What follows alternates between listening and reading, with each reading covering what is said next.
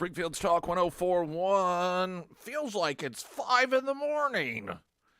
Good morning, everyone. I'm Nick Reed. Sunny, a high of 40 today. It's winter cold out right now. It's not that springtime morning cold. I walked at frost everywhere. Things are going to make their way into the 60s. We'll have a look at that weather coming up here in just a couple of moments. Also, Jason Reimer with the latest news. We've got House Speaker Kevin McCarthy yesterday saying that all of the footage gathered by the former House January 6th committee regarding the protest at the Capitol building on January 6th will be released to every individual news outlet. The latest from the prosecutors of the QAnon shaman, and the release of some of the video, which seemed to contradict the narrative that the shaman stormed the castle, encouraging people to bring down the government, and what the President of the United States has declared the single most dangerous, devastating attack that we have had in this country since the Civil War. And the footage that was displayed by Tucker Carlson showed a bit of a different presentation. Prosecutors are pushing back on that, though their pushback simply raises more questions instead of answers. Fauci also yesterday acknowledging he's real slow to the game here. Maybe a lab leak. He has an interesting take on one way it could be a lab leak. He's desperately trying to save face. What he's trying to do, as the world is beginning to recognize the realities of COVID-19 and the lab, and what many of us have wondered openly, and we were called conspiracy theorists and anti-science, and that is maybe it came from this lab in Wuhan. And Fauci has managed to figure out a way that it could have leaked from a lab, but still he was correct in that it was natural. It was from some animal, a bat, presumably, or some other form of animal. So we'll have some audio of that also this morning.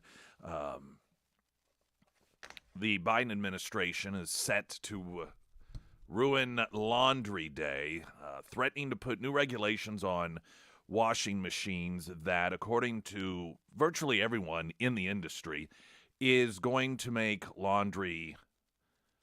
doing your laundry, it's going to take a lot more time, and your clothes are not going to get as clean. And in fact, in some instances, probably won't get clean at all, because government, of course, knows best. And if there's anything government does, it is come in and dictate to businesses the standards by which their products must comply. And then it gets better. The products get cheaper. They work better. Isn't that exactly the outcome that we've come to expect from government? The American Transmissions Talk and Text line 447-KSGF. We've got Jason Reimer now with the latest news update.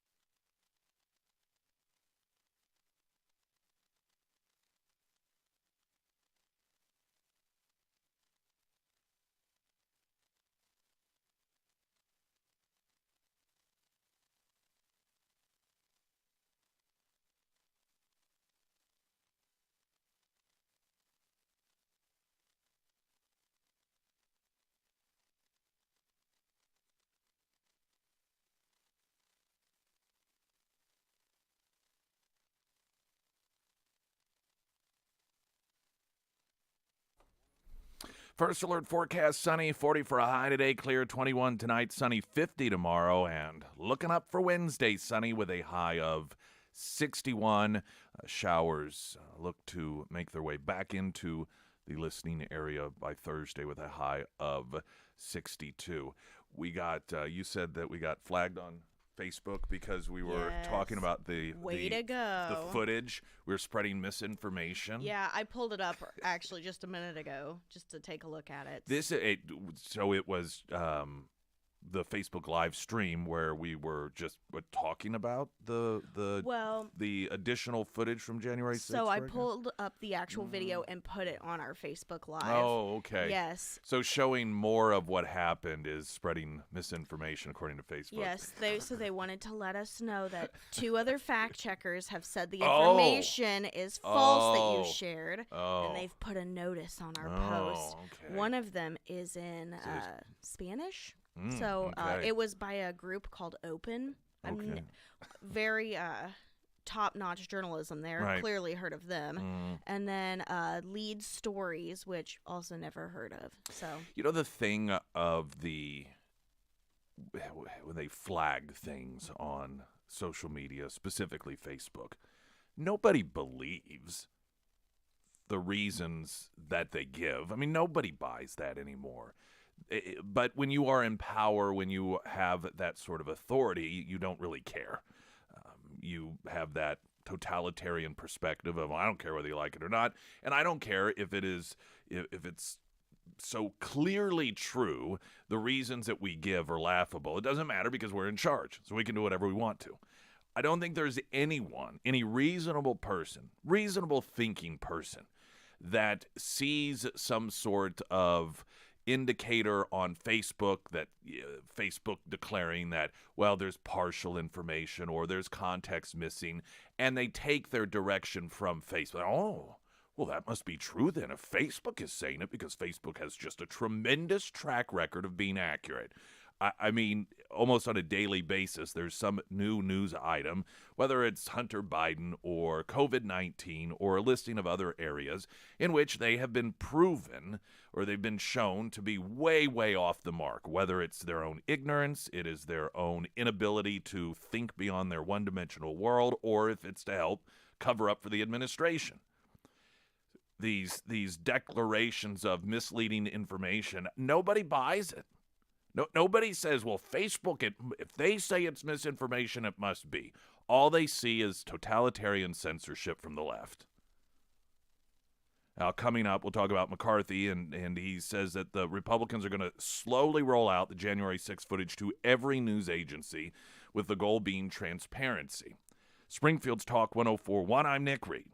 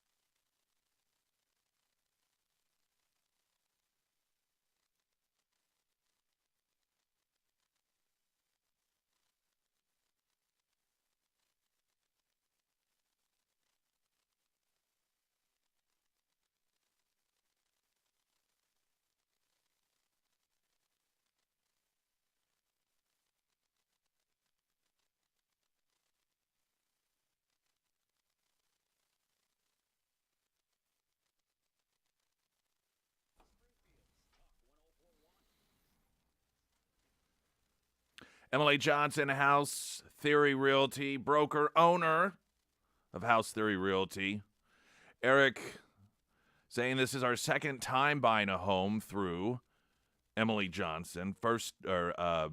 Great experience all around. We definitely recommend Emily to anyone buying or selling. Kate saying we loved having Emily as our realtor. She respected our knowledge of the market while keeping us up to date on how it was changing. Her understanding of what we were looking for, quick responses made us comfortable trusting her guidance. She went out of her way to make sure we were happy with the big decision. We will definitely use her again in the future. Emily Johnson, for all your home buying and selling needs. You hear that a lot.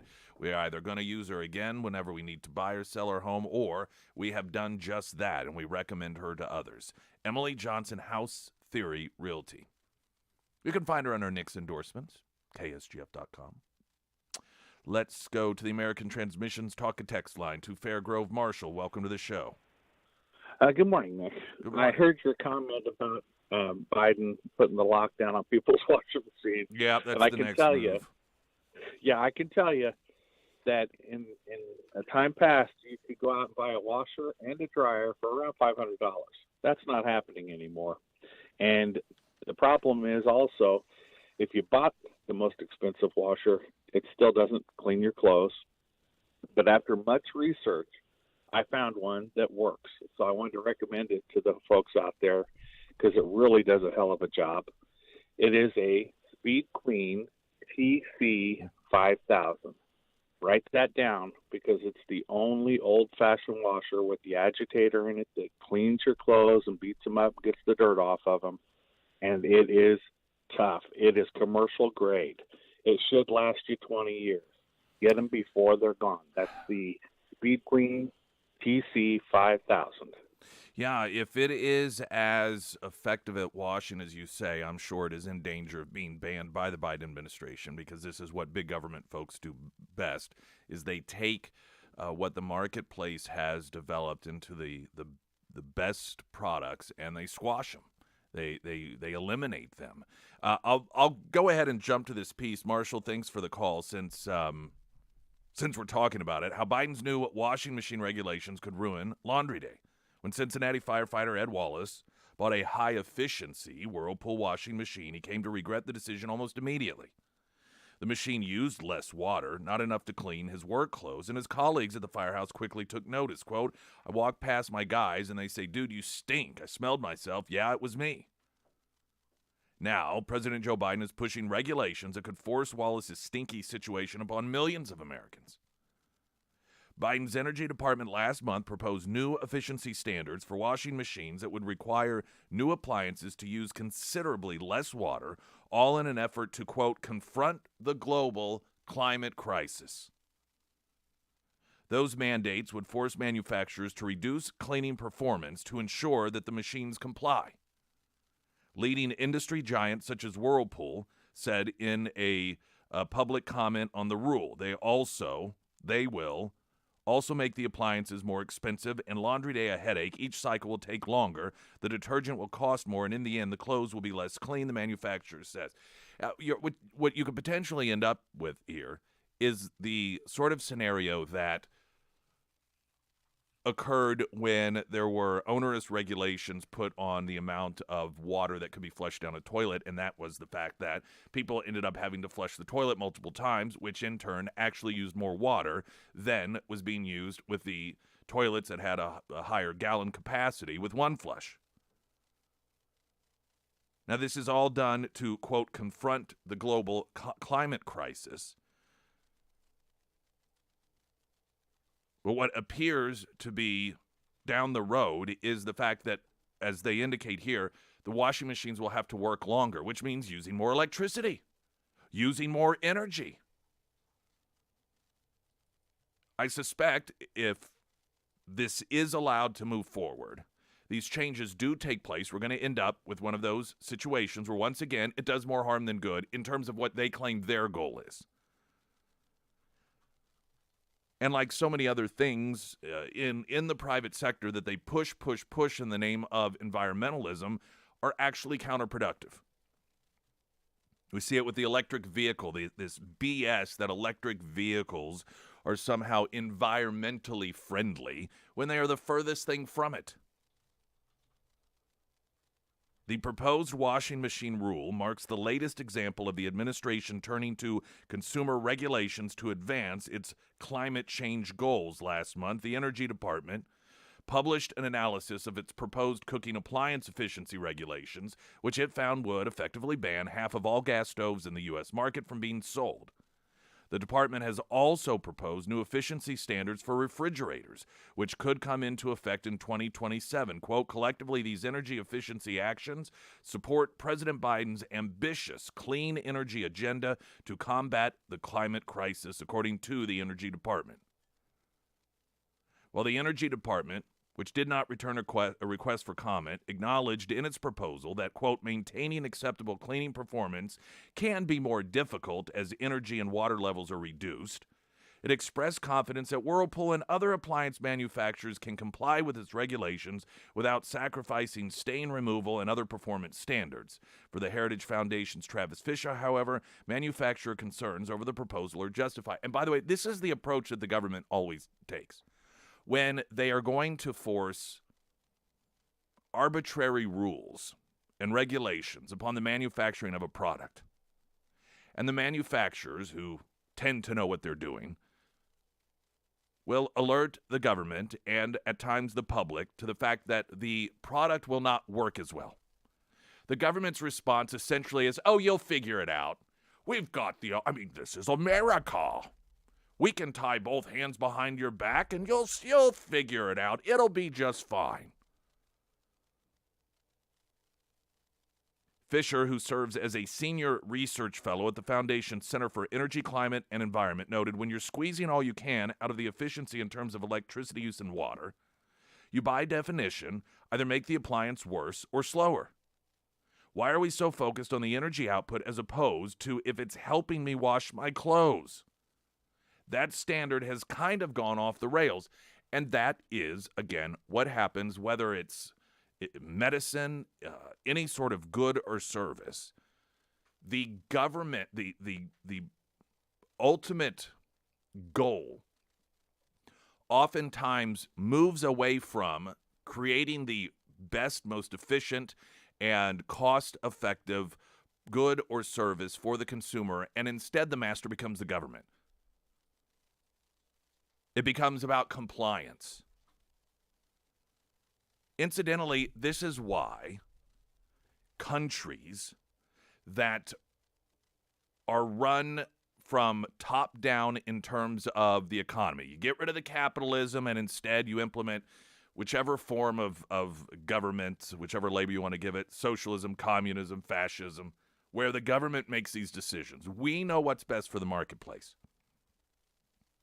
That's how you end up with empty shelves. That is how you end up with oftentimes an abundance of product that nobody wants to buy because it doesn't do what it is that it's supposed to do. And then you have a shortage of products, or they disappear altogether because they're outlawed, that actually do work.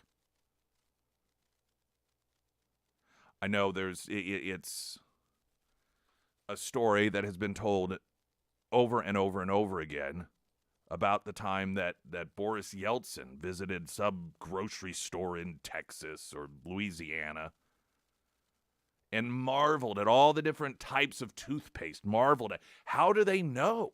How do they know what it is that people want? How is it that they figured that thing out? Because in a system in which you have so-called experts, most of which have never even worked in the industry that they are putting these regulations upon, they believe that their job is to determine, well, here's what people need, this is what people want, as opposed to just allowing the free market system to work. Allowing Americans, or perhaps not even Americans, wherever they may be, to develop products that they believe people will want. And if they don't want them, then they don't buy them, and then they move on to something else. Those go out of the way. Then the things that are very popular, you have others that say, well, we're gonna improve on that. People like that. People want that. Let's see if we can make it better. When government becomes the master, however, and these arbitrary rules are determined, and it all becomes about, well, we've got to hit this benchmark, we have to hit that benchmark, then the consumer is no longer the top priority, which means the consumer loses. And this is how we're going to end up, if this is allowed to move forward, with refrigerators that are less efficient. With and this is, it mentions the refrigerator regulations, but this piece in particular is talking about the washing machine regulations that are coming down the line that are going to so diminish the quality of result that you get when you wash your clothes. You're going to have people spending more money, because that's the other bonus with government. Not only do they make things work less efficiently, but they make them more expensive. And by the way, guess who gets disproportionately harmed by this?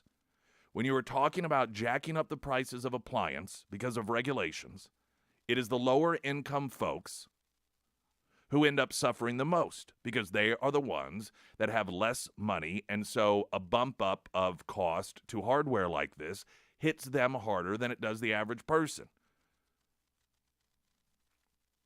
But as always, the government's response is, don't worry, you're actually going to save in the long run. This is the approach that, I believe it was, I don't know, in the last couple of years, talking about ways in, the economy and how lower income people will just buy solar panels. Just go out and buy solar panels. You'll save money in the long term, as if the average lower income person can go out and do that. They always know what's best.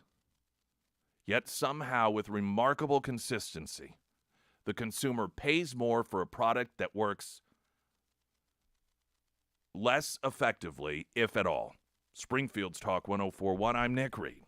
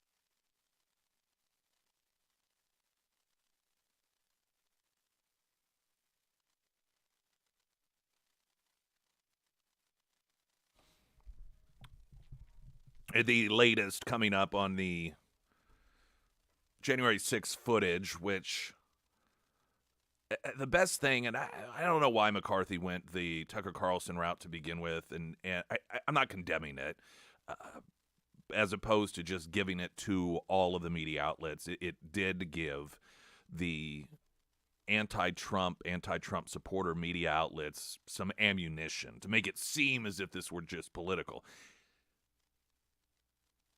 Let's not be mistaken here. It is not unusual for a person in government who has access to information and the ability to release it, to give it to one news outlet in particular, to give them, quote, the exclusive. That's not something that's uncommon. And this wasn't done in secret. I mean, McCarthy was very, very open about it and said, we're going to release this, and he's giving it to Tucker Carlson so that they could go through it. The best, which is what's going to happen, way I believe to go about this in the context of all these other media outlets claiming that, well, there's only certain, he's editing the footage, so all right, here you go, have it all. See what you can come up with. Because here's the thing I suspect, and I think most of you do as well. The January 6th committee released as much of the quote bad footage as they had. Does anybody believe that this committee has not released any footage that makes Trump supporters look bad? They edited much of the footage to give a false impression as to what had occurred. In numerous instances, they had to walk back falsified evidence that they were placing out there for public consumption, whether they were false allegations of text messages involving a U.S. Senator, Ron Johnson, I believe it was, or Jim Jordan, perhaps it was Jim Jordan, where they were falsely attributing certain text conversations to him, or the transcript that Schiff released that he claimed was a conversation between Trump and Zelensky that was so clearly untrue. When he got called out for it, claimed he was just making a parody because, January 6th was so hilarious to these people. I find it very, very, very unlikely that those people who so desperately, to the point of dishonesty, want to paint Trump supporters as a danger to this country decided to not release footage that would make them look bad. I suspect every bit of it's out there. And ultimately, we're going to get a traffic update here and go into this a bit further. I suspect that the media's position is going to be more of what we've already heard, and that is, well, that doesn't mean January 6th didn't happen. Here's a traffic update. I'm Nick Reed.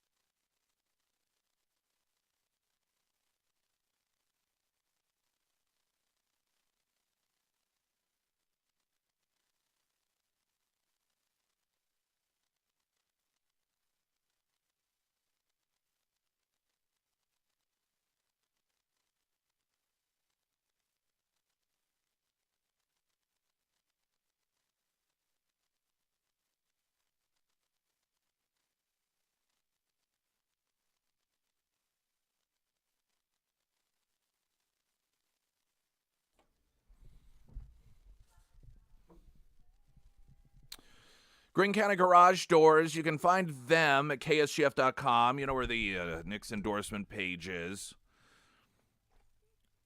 Like so many other folks, the garage door that I currently have was one that came with the house, and I was not well versed in garage doors. I figured they were all pretty much the same other than style, and I have learned that they can make as much of a difference as an upgrade in windows, which is something that when we first bought the home we experienced, and the tremendous improvement in quality and also savings when it came to the usage of electricity, because of the fact that the windows that we had with the house, they were the single pane metal windows, and so they just were not anywhere close to being as effective as they could be. And I've learned with garage doors it's also a similar situation, and that's why I decided with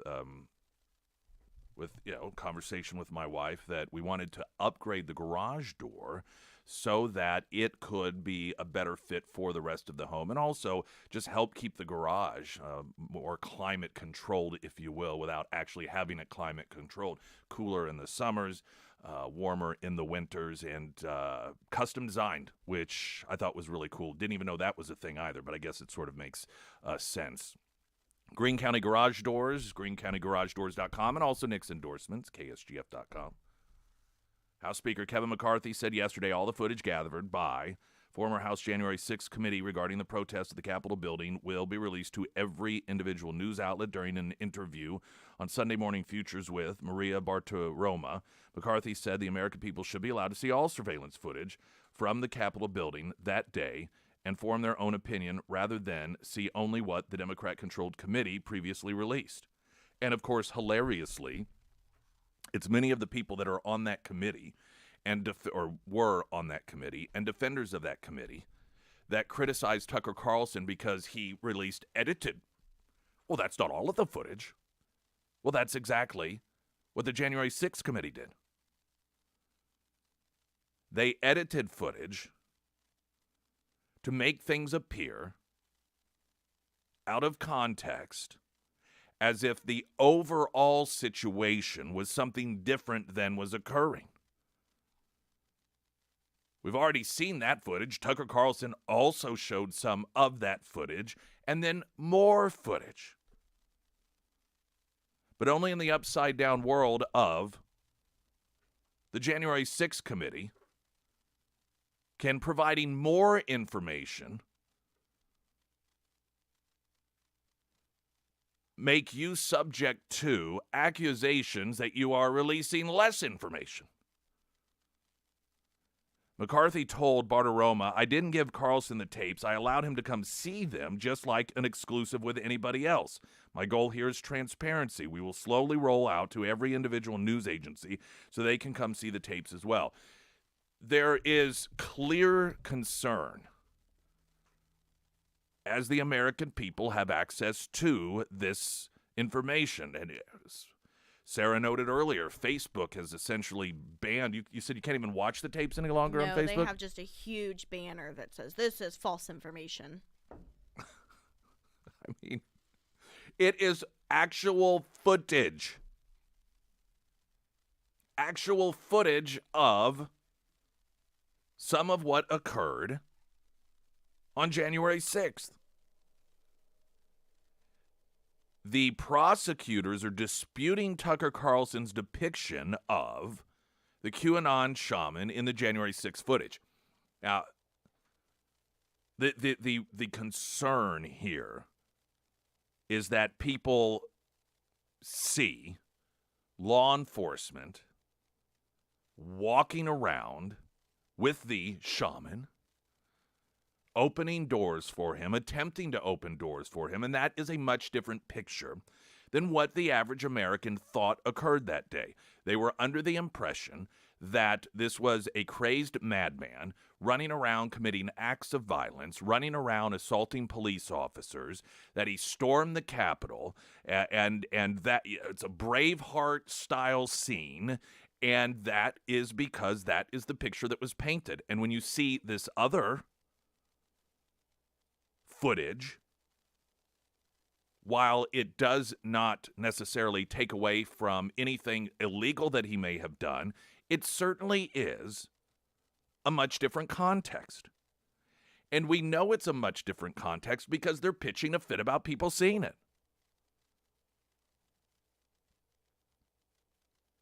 The one of the arguments that's being made that to me does not bode well in favor of the prosecutors is that you did not see he's not showing the footage that took place prior to what Tucker Carlson was showing. So we've seen the footage. He's wandering around and being, quote, escorted by some in law enforcement. And they say, according to the filing by prosecutors of Proud Boys member Dominic Pizzola, who was also sentenced for his involvement in the Capitol riot, of the footage that Carlson has shown, the 10-page filing read, all of it took place between 2:56 p.m. and 3 p.m. on January 6th, even though Chansley had already breached a police line at 2:09 and then entered the Capitol. So their argument here is, well, he didn't show you the footage of what happened before. I mean, where he breached the police line, he entered the Capitol. Well, given that, should that not have been even more of a reason for law enforcement to not be escorting him around the Capitol? The argument here is, well, he did really bad things before that, before they were escorting him around. That's all the more reason that why was he not arrested? This is the question that people are asking. It isn't simply the recognition of the tour that he was being given, but why? And if prosecutors are being honest here in their assertion that, well, that footage that you're seeing came after he did things that were bad, why was he not arrested? Why was he, post doing, quote, bad things, allowed to walk around and have the courtesy of those law enforcement officials trying to open doors for him?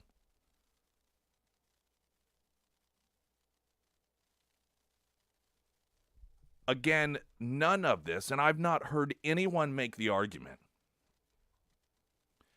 that nothing bad happened on January 6th. I have heard no one make the argument that people who violated the laws should not be held accountable for violating those laws. The conservatives that speak of these things of January 6th are generally the first people to say, if somebody breaks the law, they should be held accountable. They should be treated like everyone else, no differently. But they should also be held accountable for things that they did do, not for things that they did not do. If somebody stole muffins from an office, whatever the penalty for stealing muffins from an office is, they should be held accountable for that, but not accused of an insurrection, to which, still to this day, not a single person has been charged with. Not a single person has been charged with insurrection, which is a crime. That is an actual legal standard. It's not just some descriptive term that is put upon someone who does something crazy. An insurrection, that is an actual crime. And for all of the shoddy reporting that has occurred over the last couple of years, referring to this as an insurrection, they might as well refer to it as arson. Well, but no one's charged with arson. Well, that doesn't stop the description of the event on January 6th from being described as an insurrection, even though there was no legal insurrection that took place, at least according to our government.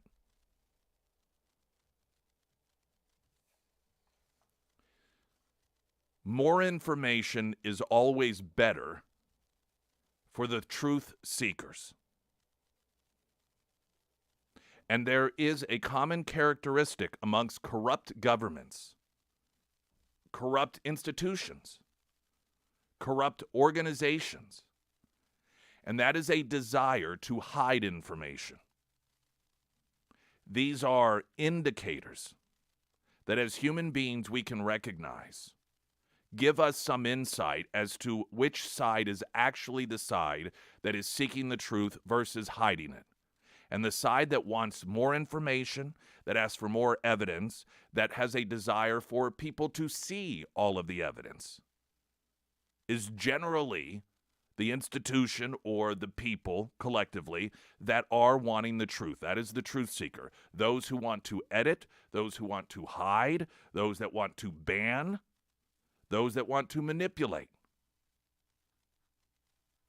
And those who accuse the truth seekers of being a danger to democracy. That is not a unique position.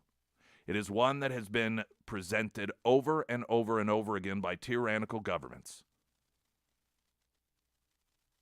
Springfield's Talk 104.1, I'm Nick Reed.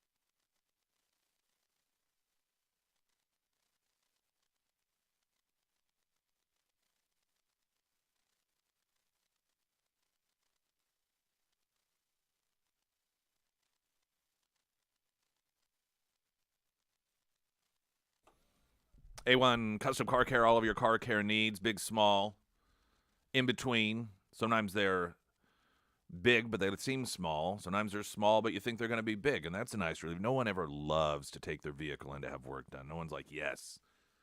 I was just trying to figure out where to spend this extra money.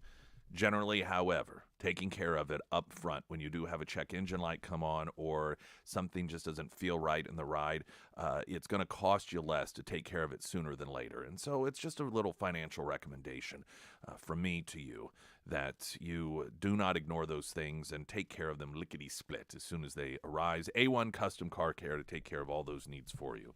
There's this story, on one hand, I found it somewhat humorous. And then on the other hand, it just once again, even the seemingly small things get ignored by people in this administration. And Pete Buttigieg, it's just anything and everything. For people who love government, for people who believe government is the answer for everything, for people like Pete Buttigieg who believe that government is the great savior, every area that one could argue that he should be involved in, he manages to be gone. Doesn't want to deal with it, doesn't want to hassle with it, has to be dragged kicking and screaming. So here's this story. I think it's Washington Free Beacon.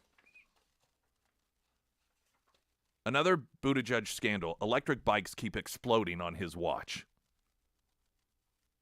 Fires caused by lithium-ion batteries have killed 8 and injured almost 200 in New York City alone. You think about the recalls that occur out there. Someone will find a piece of plastic in a container of some sort of ice cream, and then there are these nationwide recalls, and it's a big deal. Everything has to get pulled off. You have 8 people killed by fires caused by lithium-ion batteries on electric bikes in New York City alone, and 200 injuries, and nothing is said. This must be green privilege, I suppose. If you have some sort of device that is developed under the context of green and helping the environment, you get a little bit of privilege. You can have your devices explode, kill people, light people on fire. No need to panic here. The lithium-ion batteries that power electric bikes and scooters keep exploding, starting fires and killing people, they write. Earlier this year, a 63-year-old man was killed, nearly a dozen people injured, when an e-scooter battery exploded and ignited a blaze that engulfed a 3-story house in Queens, New York. Days later, 18 children were injured when an unauthorized daycare center, also in Queens, caught fire due to a lithium-ion battery explosion.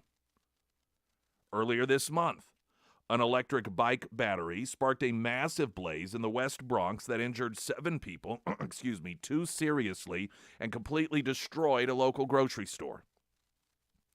In 2022, electric bike and scooter batteries caused 216 fires that injured 147 people and killed 6 in New York City alone. That's just 2022.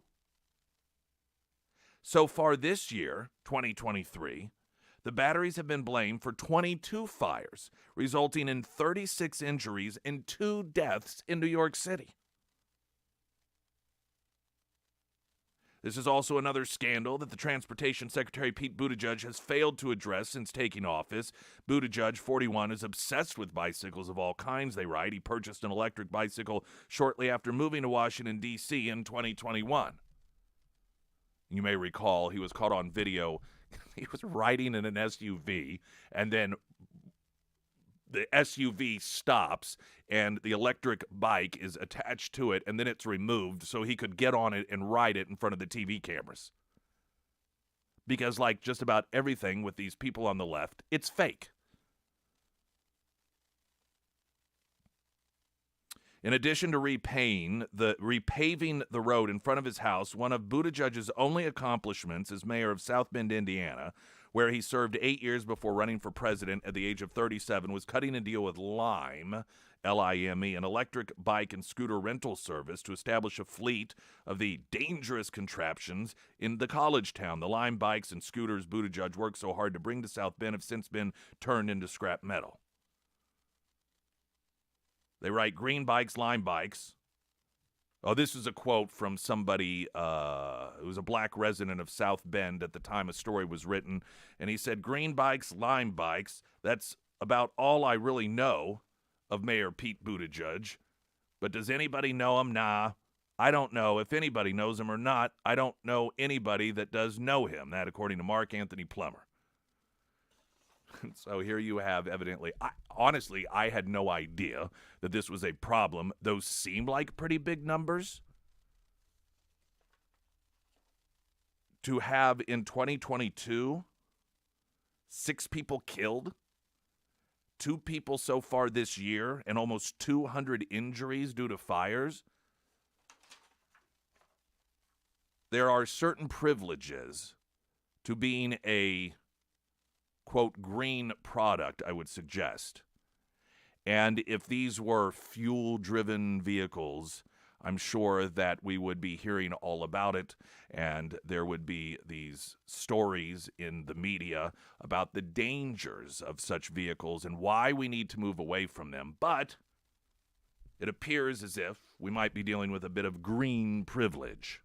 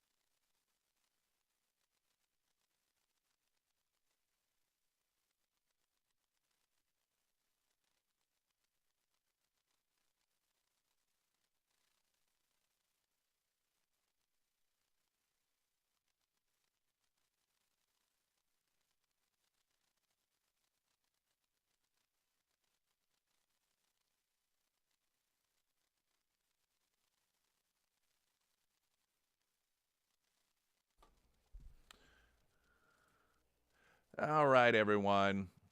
Man Show Expo, Ozark Empire Fairgrounds, Eplex, Friday, March 31st, and Saturday, April 1st. 2 days, food, drink, games, boating, hunting, so much more. Ticket grants you entry also to the Ozark Shredfest drifting event. All the best vendors from 417. You can register at ksgf.com for a chance to win tickets to that Man Show, which again will be coming up on March 31st and April 1st. News in 60 seconds. I'm Nick Reed.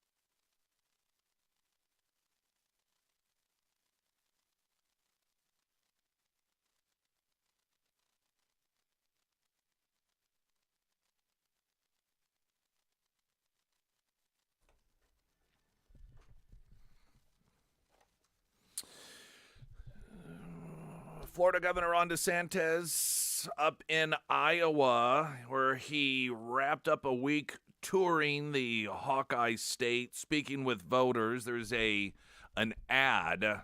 We'll play the audio coming up that was airing in Iowa, and it is DeSantis with Republican Iowa Governor Kim Reynolds and touting Florida, touting Iowa in what is seen as essentially a campaign-style ad. Much speculation, of course, as to is he going to run? Is he going to run with the idea of actually winning, or is this a run simply to lay the groundwork to have people built in place for the next round of elections or presidential elections instead of 2024, 2028. Washington Post has a story claiming that he's already decided that he is going to run. I've noted that again, and I'll note this here again, that oftentimes people who are running for a particular office, they will run even if they recognize the timing might be better an election cycle down the road. They will go ahead and run prior to that just to get that ground game in place. You set up campaign headquarters in every state. Then come the next presidential election cycle, you already have those people in place. Obviously, some of them may move on or support other candidates, but you're going to have a ground game. You don't have to play catch-up. You're ahead of the curve. You're ahead of other people who might not have run before in any serious fashion. And so that could very well be something that is at play here. But the video is clear that he is pushing out there in Iowa himself as a candidate. So we'll play that audio. Rainn Wilson had an observation.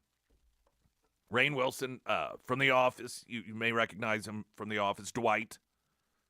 He's done much more than that, but that's his most recognizable role. And he made a social media statement on Twitter that when I read it, it was such an obvious statement. I thought, well, yeah. But the fact that he made it publicly and he noted that there is an anti-Christian bias in Hollywood. And he was citing a recent episode of The Last of Us, which is a post-apocalyptic show based off a video game. I haven't seen any of the show, but I do have the game. I bought it when it first came out several years ago. I think there have been subsequent versions of it. I'm not familiar with those. But his statement here is such a clear and obvious one, and the reason he gives for that.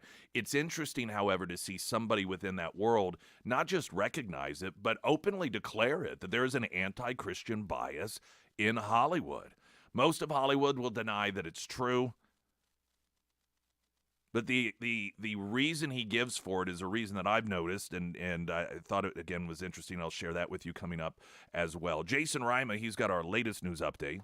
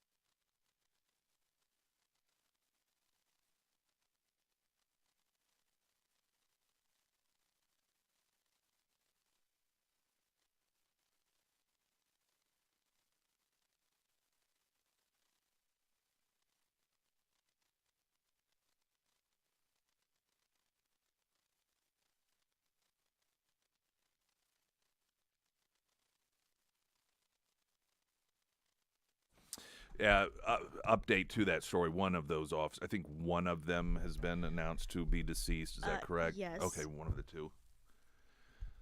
I'm sure, obviously, you're going to hear updates throughout the day, but that note, that story, it's developing, and I've seen over the past hour a number of reports, and you said that Fox News mentioned that one of them had passed also in their reporting. Yeah, so the Missouri Department of Public Safety has already announced. It was Detective Sergeant Mason Griffith that died. Okay. So we have that up on our social media. I want to. Let's first alert forecast here first. Sponsored by Navant. Employee benefits that work. Sunny 40 for a high today. Clear 21 tonight. Sunny 50 tomorrow. And Wednesday sunny with a high of 61 with afternoon showers on Thursday and a high of 62.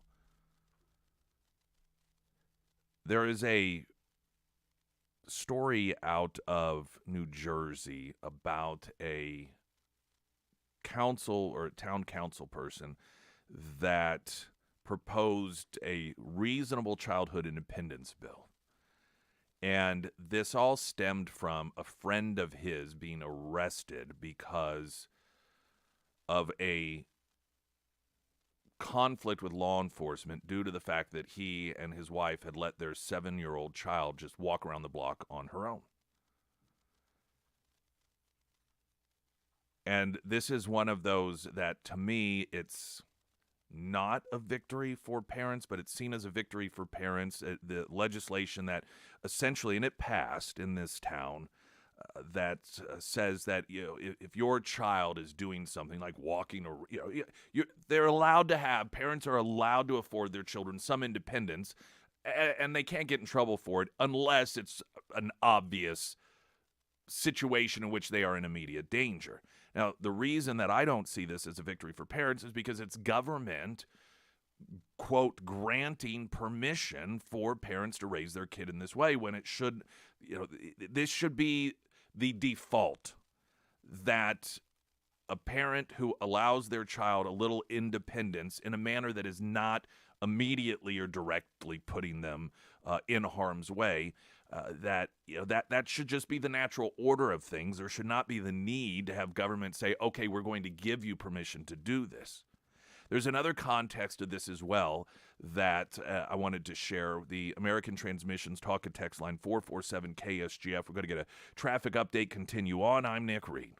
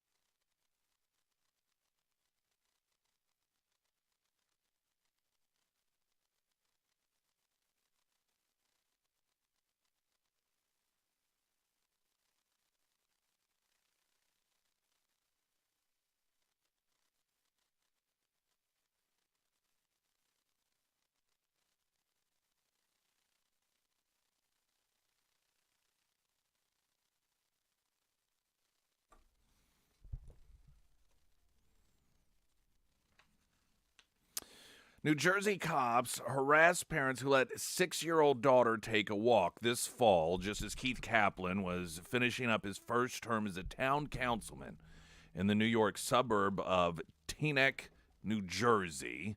He proposed a reasonable childhood independence bill. It states that when parents allow kids to perform age-old independent activities like walking or playing outside, they're not committing negligence unless the kids are in obvious, serious, and likely danger. For Kaplan, the bill is especially important. That's because of an incident he witnessed involving his friends, their daughter, and the police. On December 30th, 2020, Kaplan received a text from friends who live a few blocks away. They wanted to know if kids were allowed to be outside alone with parental permission. The police, it seemed, were at their house. Kaplan headed over too. His friends had allowed their daughter, who was almost 7 years old, to take a walk around the neighborhood. A retired police officer had seen her and called the cops to report a child outside by herself in the cold. The responding officer easily located the girl, who was dressed appropriately according to his report. He asked her for her address, which she gave him. It was a few blocks away, and the cop proceeded to walk home.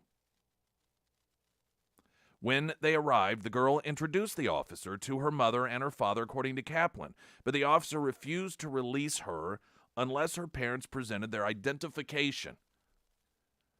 Just this stuff, I mean, it's just so... show me your papers. Show me your papers. Show me your papers. When the parents declined to show their papers, arguing that they had not done anything wrong, the police officer called for backup. When Kaplan arrived at his friend's home, he started filming the encounter. By now, the girl had started crying. Then her father did what, quote, any dad would. He went in to hug his crying daughter, said Kaplan. At that point, he was arrested with handcuffs. The police report, which was reviewed by Reason, states that the father attempted to prevent the police from taking his daughter into protective custody. Quote, I'm not going to let you do that, he said, according to the report. 3 cops wrestled the father to the ground and then placed him in a police car, according to Kaplan. He was taken away and charged with obstructing justice, a disorderly person offense. Later, in his cell, he was interviewed by a woman from Child Protective Services. She determined that he was not a threat to anyone. And he was released and given a court date. The court found him guilty and he was fined $133. Kaplan had already been a champion of childhood independence. While the family wished to remain anonymous, Kaplan drafted the bill in response to the incident. Kaplan's childhood independence bill represents his efforts to stop treating every child as if they are in constant danger and every adult as if they are a potential predator. His bill passed by a vote of 4-1 in December and went into effect at the beginning of the year. This makes Teaneck, New Jersey, a place where kids can be kids and parents can breathe a little easier. Now, again, I note that it should not take, and it isn't right that you have to have government pass some form of legislation in order to allow a parent to be a parent in this capacity. There should be an absence of any involvement whatsoever. Now, the intent here is a positive one, and that is to stop this lunacy.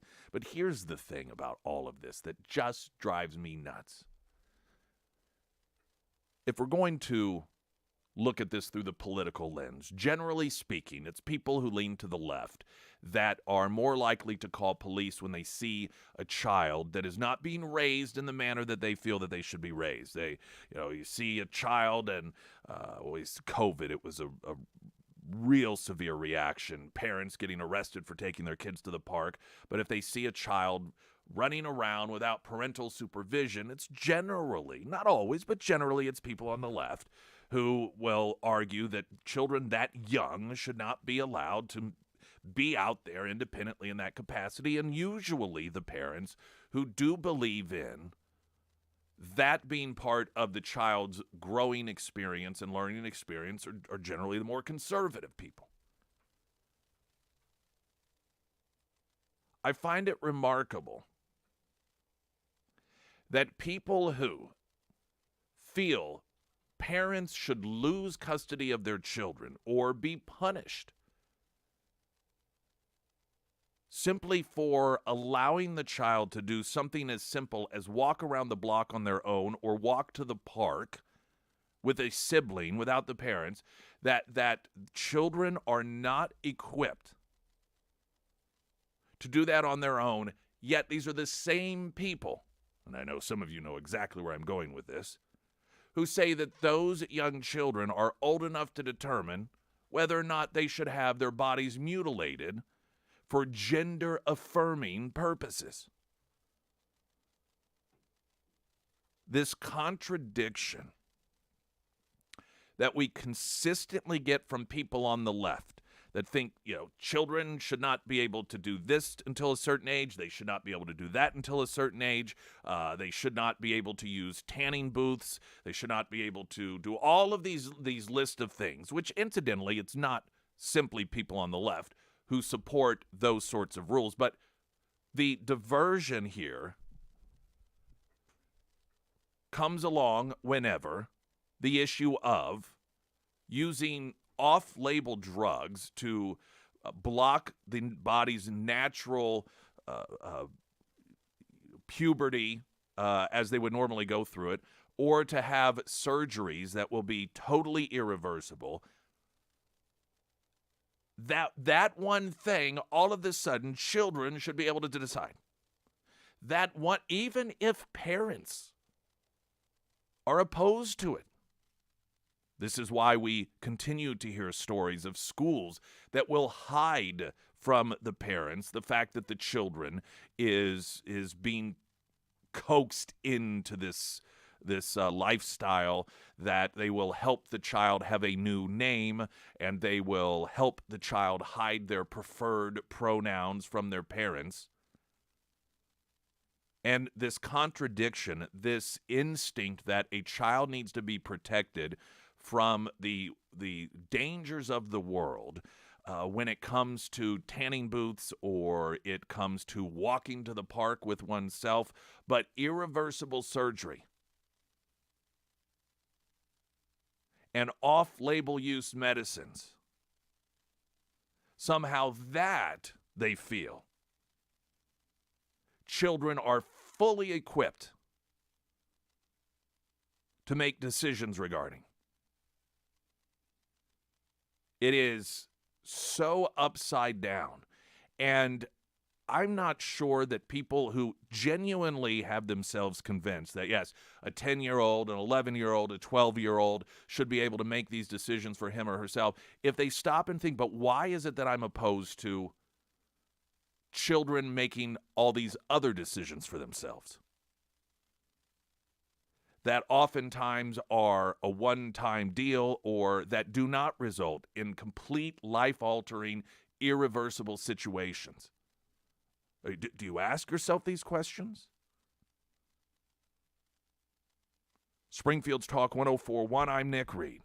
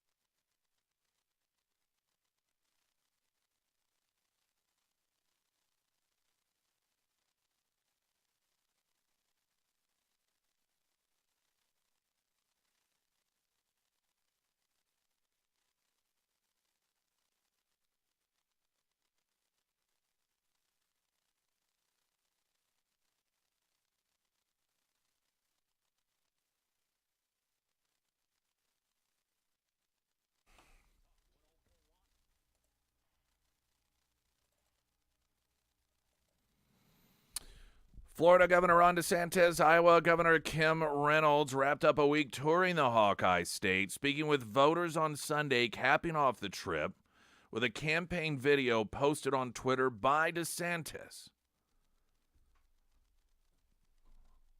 I'll play the audio. The visuals are not completely necessary. It shows him in different settings, and it's mostly something that you can get the context of from the audio. And so here is that ad that he posted capping off that week of touring Iowa. Florida Governor Ron DeSantis is headed to Iowa today. He was received by a packed house, very enthusiastic crowd. When I see Iowans in Florida, they're happy. They love their state because it's well run. She had to make tough decisions in Iowa that were the right decisions. We both focused on protecting the lives and livelihoods and the freedoms of our citizens. And I'm just proud that when common sense suddenly became an uncommon virtue, the state of Florida stood as a refuge of sanity. We chose freedom just like Iowa, and we were right and they were wrong. So he posted that video along with the message on Twitter, "Thank you, Iowa. Together, Iowa and Florida are leading the way for a freer and safer nation, and we're just getting started." And it's that last line that have many people speculating that he is talking about a run for the White House. And the Washington Post reported Thursday that DeSantis has said privately he intends to run, according to two people familiar with his comments. Now, it is the Washington Post.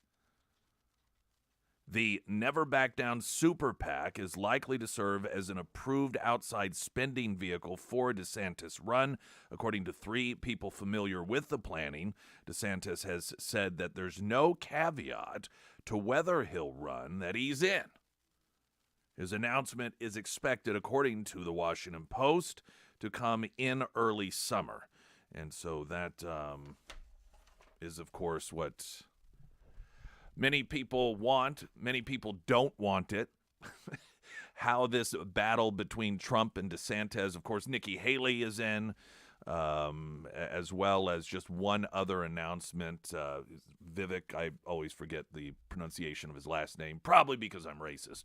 But outside of those declarations, the big battle that people are anticipating, of course, is the DeSantis-Trump battle. And time will tell between now and this time next year. A lot can certainly happen. Coming up, Rainn Wilson, a.k.a. Dwight from The Office, calls out anti-Christian bias in Hollywood after the Last of Us episode that most recently aired. Traffic update now, I'm Nick Reed.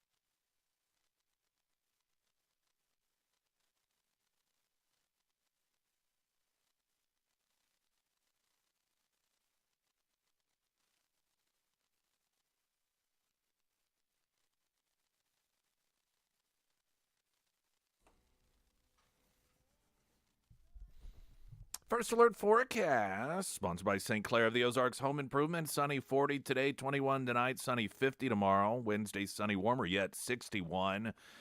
And then Thursday with a high of 62, afternoon showers. Don Carricker, Alex Carricker, Anthony Carricker, all of your home loan needs. They all start at iwantagreathomeloan.com. Friday at the Friday Road Show, Scramblers, talked about some potential changes coming into the marketplace when it comes to USDA loans. Wasn't it US? Oh, you probably weren't. You were here in studio, weren't you? I was. You probably weren't paying attention to, I think it was the US, it was some loan, and it could have a real impact on a number of area communities and where it is that if you want one of those loans, you have to purchase a home. You cannot utilize it in certain areas. The government, I guess, they just sort of pick these. I don't know how they come up with these things. But if you do have any questions about how that could impact you, if you're thinking of buying a home, Don Carricker, he had recommended that you place a call because there is I think a 30-day feedback period where they are willing to listen to the citizens on this, and he's got that information that he shared with us Friday. So whether it's something along those lines or you just want to know what you qualify for, iwantagreathomeloan.com, because you do. Rainn Wilson, also known as Dwight from The Office, calls out anti-Christian bias in Hollywood after Last of Us episode, saying, "I knew he was a villain." From his Twitter account, the former Office cast member called out the recent episode of the series for featuring a villainous character using Bible verses in what he suggested was a predictable formula. Quote, "I do think there is an anti-Christian bias in Hollywood. As soon as the David character in The Last of Us started reading from the Bible, I knew he was going to be a horrific villain. Could there be a Bible-reading preacher on a show who's actually loving and kind?" This is so true. In fact, they are so consistent with portraying Christians as being bad guys that I guess I just got accustomed to it, to where it seemed it's just so typical. And the description that he gives of himself as recognizing as soon as this character started reading from the Bible, he knew he was going to be a bad guy. That is the exact same way that I have felt in any sort of television show in particular, whether it's a movie, a series, whatever it might be. If there is a character that is really adherent to the Bible, you know they're going to make him a bad guy. Or they're going to make him crazy, some sort of crazed lunatic. And I can't think of, I'm sure it must exist, but outside of a Christian film, a character that leans on God, that has traditional Christian values, that isn't portrayed as being evil, as a bad guy, particularly in some of these post-apocalyptic scenarios, that it's always somebody that's, uses the Bible in order to draw people in and to manipulate them. And I'm trying to think if there is any other category of individuals where you instantly know that this is going to be a bad guy, like you do in a scenario that he describes. The moment you see that somebody is a Christian quoting the Bible in some sort of film or television series, you know what they're going to do with that character. Others agreed with Wilson's criticism, pointed out how The Last of Us was hardly the first example of Hollywood's anti-Christian bias. Daniel Garza remarked, "Defamation of Christianity has become the most unoriginal and tired cliche in movie, TV series storylines. Its prevalence is much more than a bias against an entire people. It's meant to undermine faith and position the secular-minded as only ones with altruistic intentions."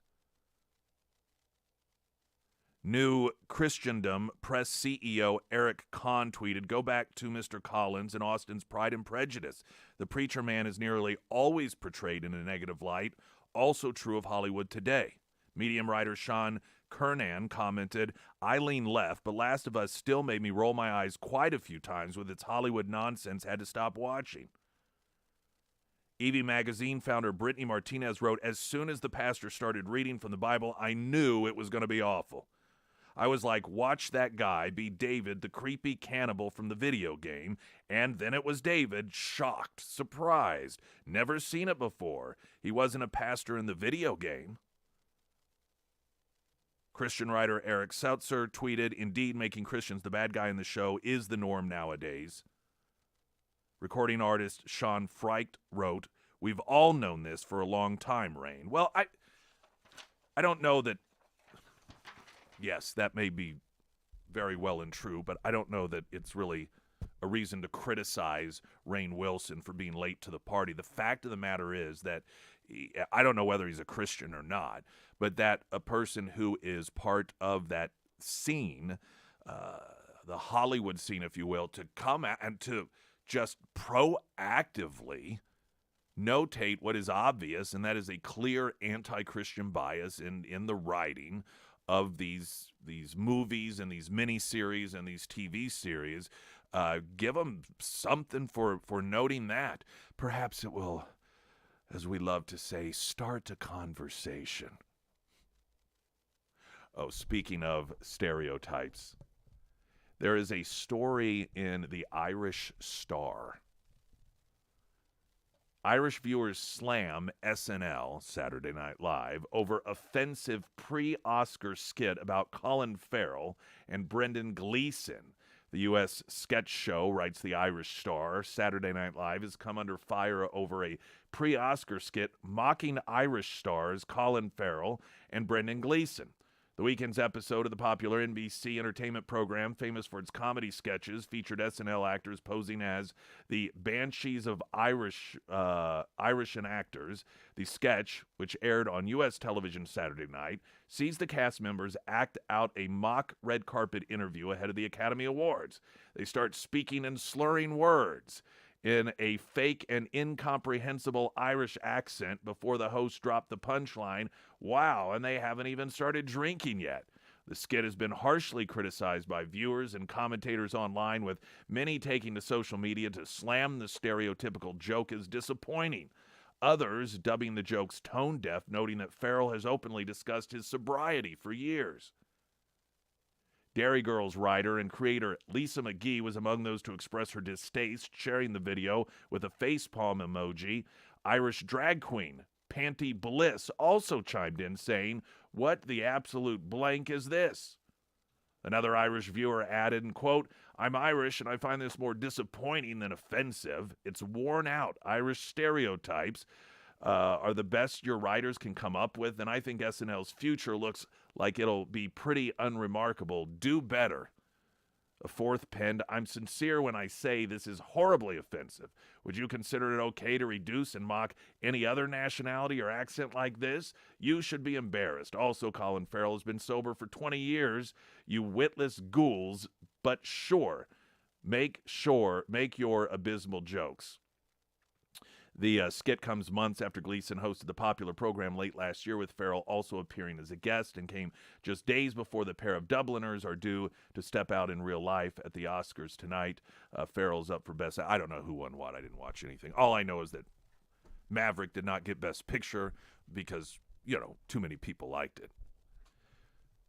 The Irish are a grouping of individuals that are stereotyped in that fashion, and unapologetically so, in ways that so many other grouping of people would never be allowed to mock them for. But, I mean, we know why. It's because they're white. So white people are fair game. Springfield's Talk 104.1, I'm Nick Reed.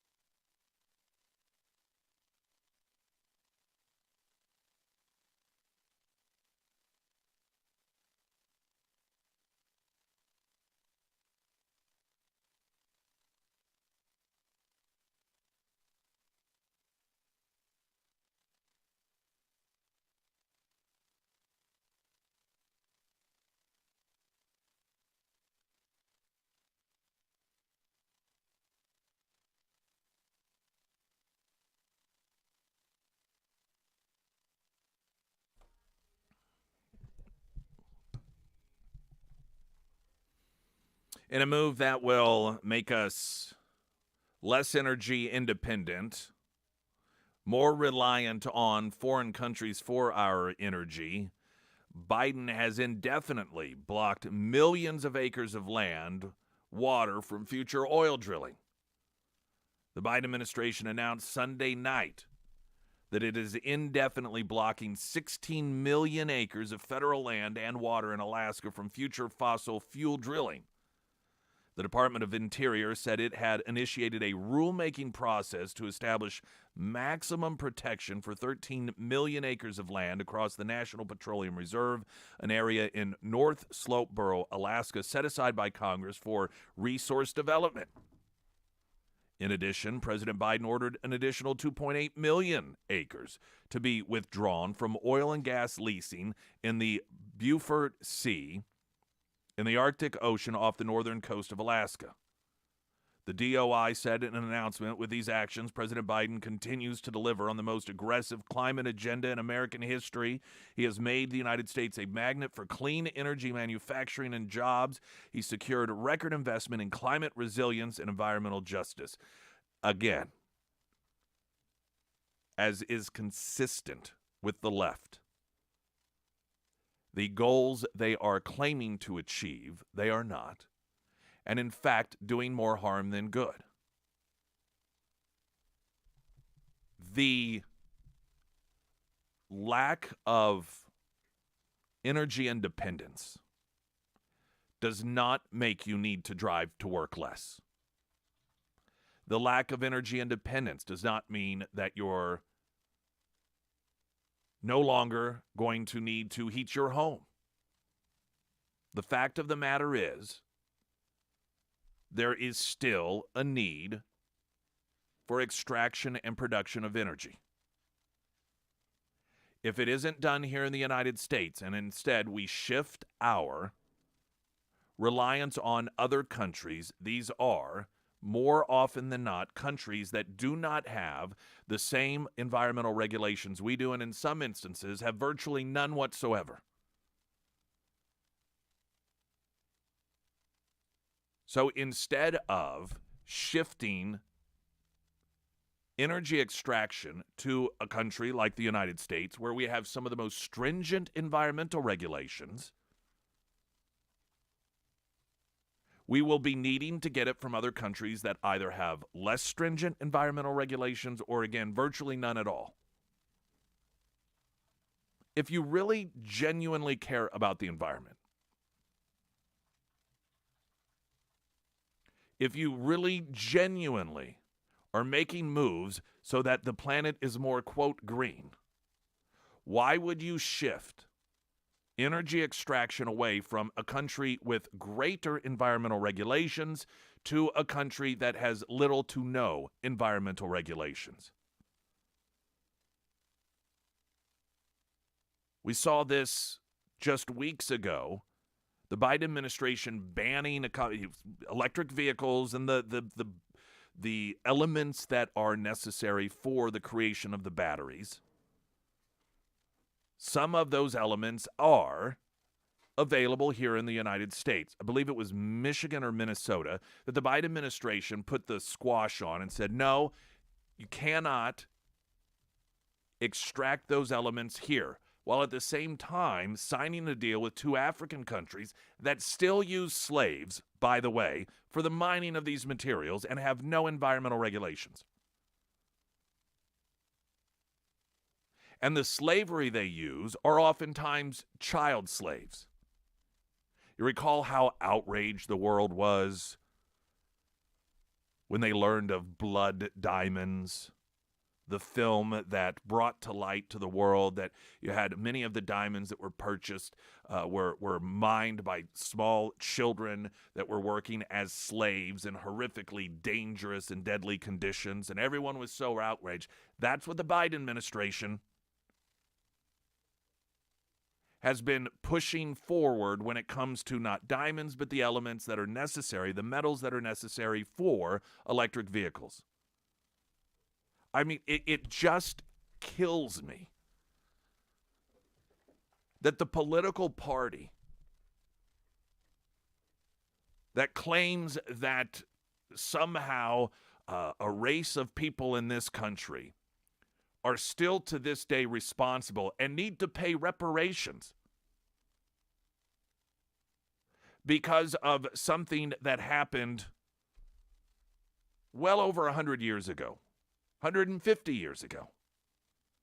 But those same people work deals that will use slaves today. Those same people that claim that if you are white, you owe reparations because of something that other white people did over 150 years ago, have no problem purchasing an electric vehicle in which slaves were used in order to extract the materials needed for the development of the battery and other aspects of the vehicle. No problem at all.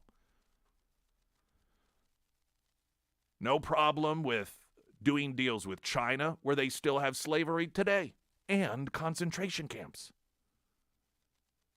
of which they dovetail oftentimes, and the victims of the concentration camps are the individuals that are used for slave labor by many of these American companies. That oftentimes people like Colin Kaepernick is a spokesperson for. Well, there's just another example. Here he is over the weekend, he's doing some interview or whatever, and he's trashing on his adoptive parents who are white. Meanwhile, he's a spokesperson for a company that benefits from slavery and gets paid millions of dollars to do it.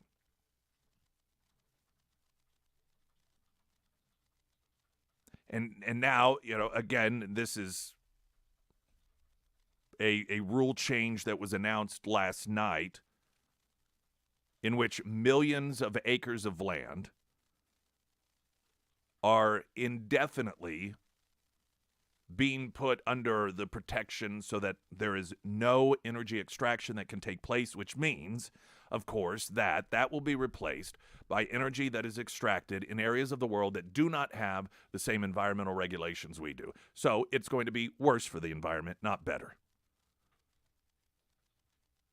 Springfield's Talk 104.1. Oh, and, of course, it's going to make it more expensive because we haven't had enough of that under the Biden administration.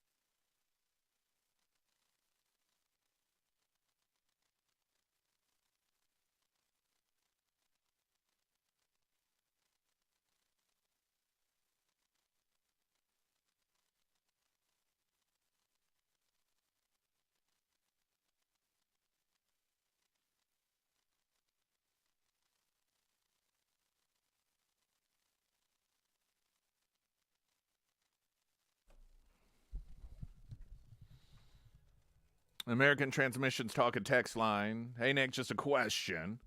If we do not drill and release oil from the earth, could it build up and cause other issues from the pressure? I don't know that it works that way. I'm not an expert when it comes to the oil industry. One of the things I will say, though, that I've always found to be somewhat humorous is the reaction when you have an oil spill, if you will, of just the stuff that's the unrefined, natural, straight out of the ground, and the visuals of that, of course, are very unappealing. But at the same time, much of that naturally does come up from the ocean floor as well. There are areas in which the oil that is under the earth, I don't know if it's pressure, I don't know if it's just cracks in the earth that allow it to seep up, but that is not an unnatural occurrence. And I've always thought it was somewhat humorous that when the oil is going back to where it came from, it spills, that people kind of freak out over it a little bit. I mean, it's inconvenient. I mean, just because something is from the earth doesn't mean that it's a good, positive thing to have spread all over the place. But there at times seems to be this lack of awareness that oil, it's coming from the earth. Ultimately, it is something that is part of the earth, like dirt, like magma, like numerous other elements and gases and metals, and some of the things, interestingly enough, that we treat as if they are the most dangerous components to the health of our planet are things that are actually from the planet. Have you noticed that? They're in the earth. Oh, we got to cut down on this. We got to cut down on that because they're bad for the planet. They're in the planet. They are the planet. Oil is the planet. Oil is part of the planet. It is part of the planet. Now, again, that isn't to say that it can't be then altered in a way that is more damaging to the environment, but it's oftentimes just the sheer existence of oil is treated as if it is something that is man-made. It is something that was invented. Oil was invented by the oil companies. And because it was invented, it is not of this earth. It is not a natural thing. It's something that was developed in a lab. And honestly, I don't know that there aren't people who believe that. That the concept of drilling for oil, they don't put it together to recognize that it is something that is coming out of the earth, altered, of course, for the purposes of usage. But it is a thing that is of the planet.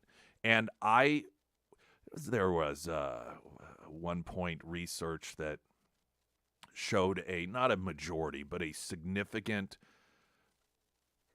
segment of the population thought that chocolate milk came from brown cows. They really genuinely believe that they just didn't know where it came from. They didn't, you hear these statistics and you think, can that really be true?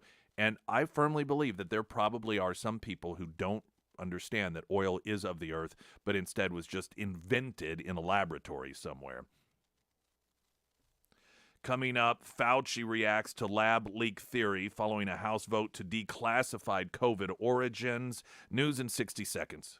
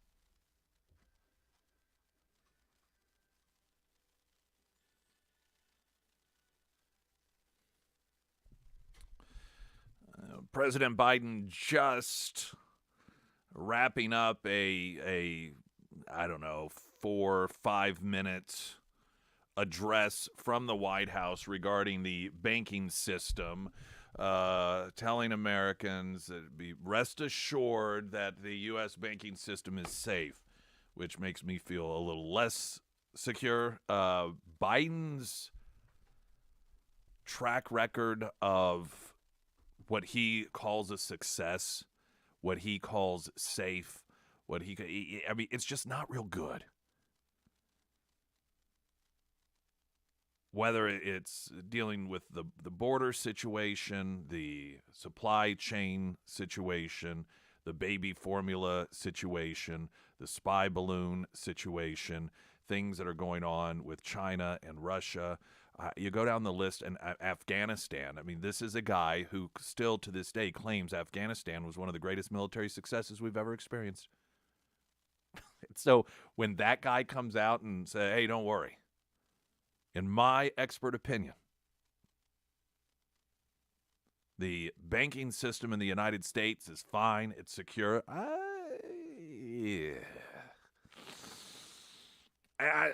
Maybe it is.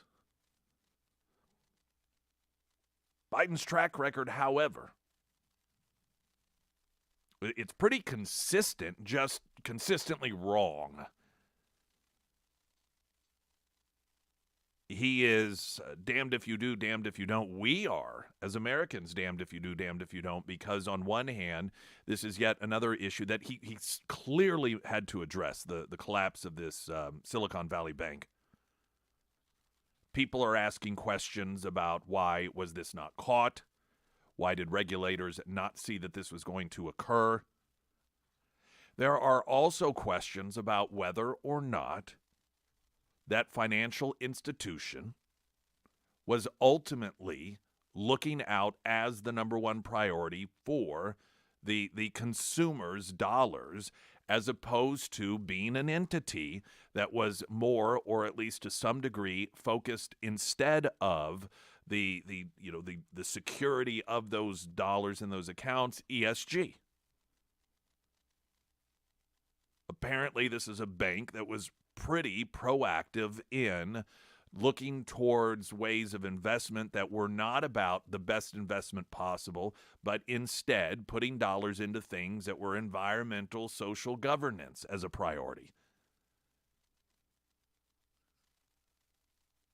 And if that is the case, on one hand, as long as I suppose everybody's on the same page and recognizes that being financially secure is not the number one priority of this institution, but instead Democrat activism is, and that is a risk I am willing to take, then so be it. But I highly suspect that many of these individuals or businesses that had their money tied up in this financial institution probably wasn't aware that their dollar, the security of their money, was not potentially the top priority, but Democrat activism was.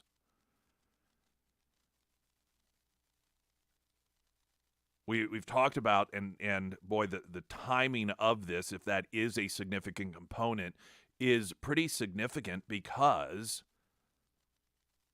the very first piece of legislation in the 118th Congress, a joint resolution, one piece of legislation has passed, and that is overturning a directive by President Biden that told these fiduciaries that the investment, the dollar, the security of the dollar of your clients and customers does not have to be your number one priority if you are putting it into Democrat causes.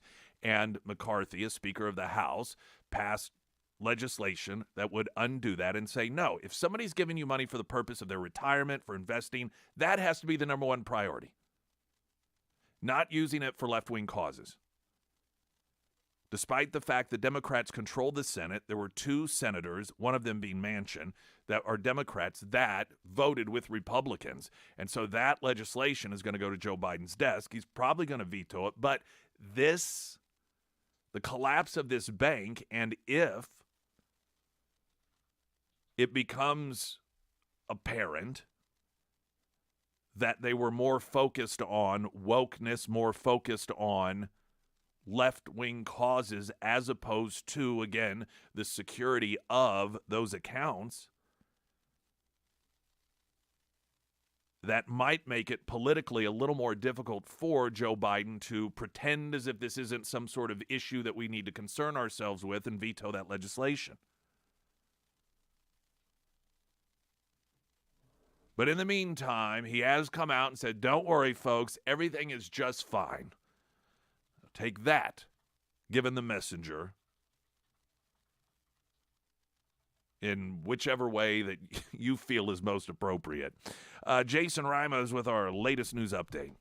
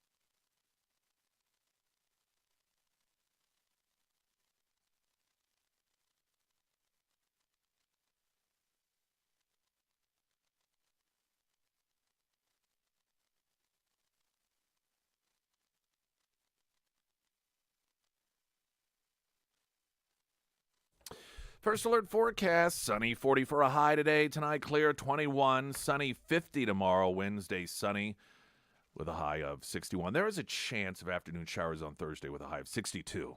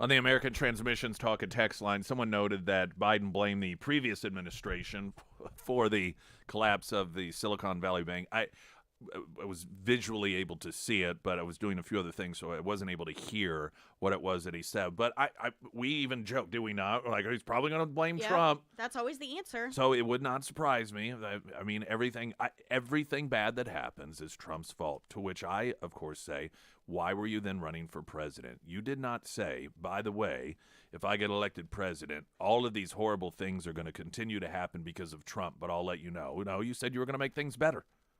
That's why a person runs. I do not recall the Democratic National Convention acceptance speech by Joe Biden being one in which he declared, just so you know, even if I'm elected, they're going to get worse, but it won't be my fault. Was that? Was that part of it? You must have missed that portion. I guess I did miss it. I must have. Sarah Myers, everyone. Thank you. Well, it can be incredibly frustrating when something unexpectedly breaks in your home, and that's why I tell you about my friends over at Beatles Property Maintenance for all of those unexpected home repairs that may pop up. Now, Beatles is spelled Beadles, and Bruce and his team, they have been serving the Springfield community for over a decade now. They're locally owned, family owned, and just all around good folks. Now, Beatles, they do a variety of home repairs and maintenance. They can do electrical work, plumbing, deck work, and even bathroom remodels. So whether you have an unexpected big repair that needs to be tackled, or you're kind of like me and you have just a list of smaller maintenance items that you just haven't had time to do, Beatles is the company that I recommend for all of those items. Now, you can find all of the contact information for Bruce and the Beatles Property Maintenance team under the Sarah's Endorsements tab at ksgf.com. The Senate unanimously voted to declassify intelligence related to the origins of COVID-19 on March 1st. It was the COVID-19 Origin Act of 2023. It was introduced by Republican Senator Josh Hawley, Mike Braun, after an official report from the Energy Department concluded that the COVID-19 virus came from a lab leak. Now, Fauci is the guy who's real late to the game here. As you may recall, when reasonable questions came about regarding the lab that happened to be in the same part of the planet in which the outbreak began, some intelligent people said, well, I mean, couldn't it be that? But Fauci and his followers trashed all over anyone who even suggested such a thing. Social media outlets banned you from even asking the question. I saw Jimmy Kimmel, who's a smug little mouthpiece for the left. They're all trying to rewrite history here. And he had, during one of his monologues, talking about this, the recognition, the increased number of departments that are saying, well, maybe it was a lab leak. Claiming that doesn't mean that, I mean, hey, we never said that it wasn't a lab leak, but we just don't know. No, the people who were talking about a potential lab leak were the ones that were saying, we don't know for sure. We don't know that it was a bat or from a marketplace or a researcher, or we need to look at every potential scenario. And one of those scenarios might be involving a lab at ground zero that does gain of function research.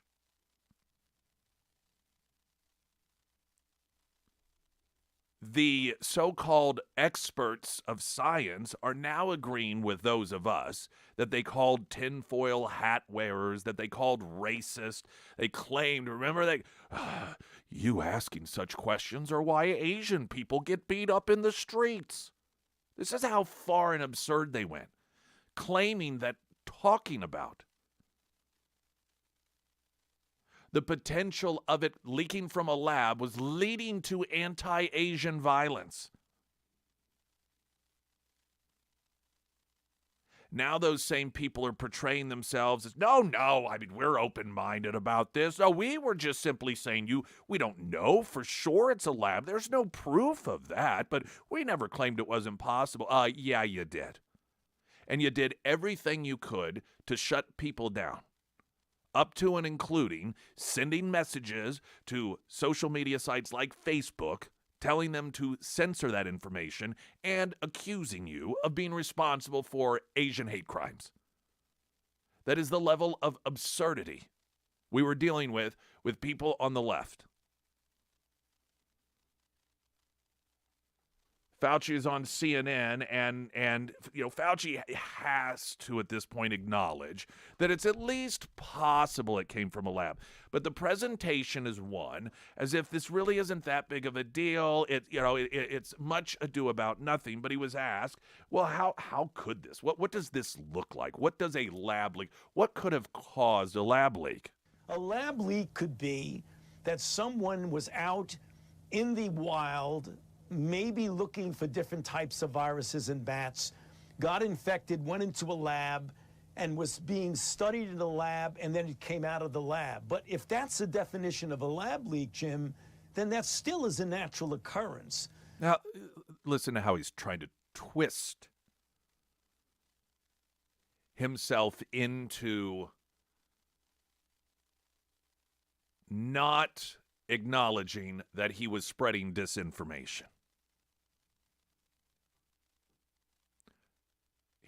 And for a guy who claimed that the original discussion about a lab leak was completely and totally unfounded, no evidence whatsoever, now wants you to believe, without any evidence whatsoever, none,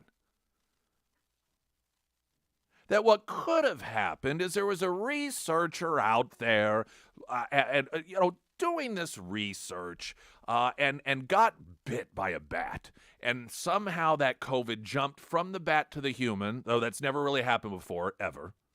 Coincidentally, the one lab that the then infected for the first time, jumping from animal to human COVID-19, went into the one lab where that gain of function research was being researched, where it was occurring. And then he came back out of the lab and spread it. And so, that could be a lab. Do you know how absurd this is? So what he's trying to do is make it appear as if he's not wrong. That even if it is a lab leak, it's still the lab component came into play because somebody got it from a bat that went in there and then walked back out. To call that a reach is embarrassing. And that this is what Fauci has reduced himself to. These absurd, nutty explanations as to how he could still be right about it being a natural occurrence, even though it was a lab leak at the same time. It's an absolute embarrassment. At this point,